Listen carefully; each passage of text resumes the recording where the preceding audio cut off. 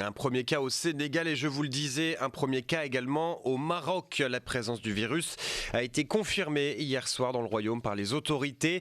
Il s'agit d'un ressortissant marocain résidant en Italie. Toutes les précautions pour faire face à la maladie ont été prises, a précisé le ministre de la Santé Ralid Aïd Tayeb. Par mesure de prévention, la 15e édition du Salon international de l'agriculture de Meknès prévue en avril a été annulée. Le Maroc qui devient donc le 6e pays touché du continent après l'Égypte, la Tunisie, l'Algérie, le Nigeria et donc le Sénégal. L'inquiétude grimpe forcément sur le continent. Écoutez plutôt Michèle Légéas, elle est épidémiologiste et relativise justement la gravité du virus.